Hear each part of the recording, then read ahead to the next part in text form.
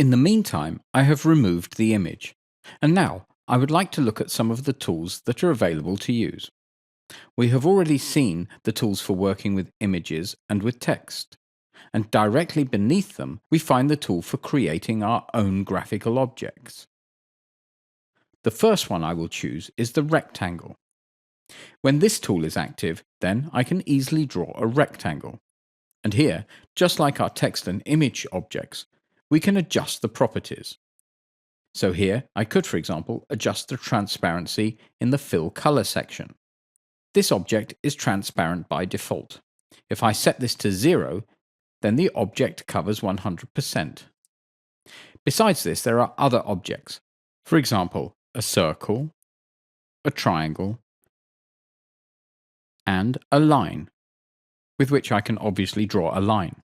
And what I notice is that all these tools have a small triangle in the bottom right-hand corner. This means that whenever I click and hold this triangle with my mouse, further options appear.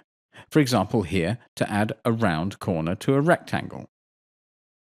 With this, I can easily create a square with rounded corners. I would like to change the color a little bit here, to make it a bit easier on the eyes. Now we can clearly see that the corners are rounded. Basically, these objects have very similar properties to the ones we have already seen for text and images, and so we are familiar with them. Here, I could change the fill color, the borderline, shape, shadow, emboss, blur. All of these we have seen previously. One of the few differences is here in the style area. With these objects, we cannot select it, only in the case of a line. And with it, I can specify other types of lines. I'll make a bit more place.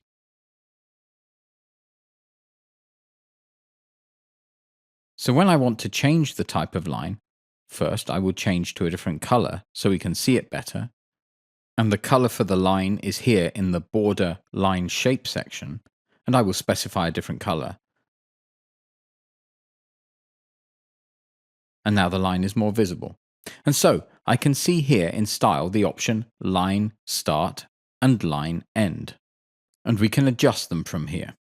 For the line start, I could choose an arrowhead here. And if I then go into the border line shape section, then we can set the width of my line. And the arrowhead is also adjusted in width. We can see that we cannot specify values larger than 50 here. This is the maximum line width that is possible from here. What we quickly discover when working with such types of graphic objects is that we are confronted with a different problem, and that problem is how can I arrange and place the various objects? And the possibilities that are available to us are worth looking at, and we will do so in the following lesson.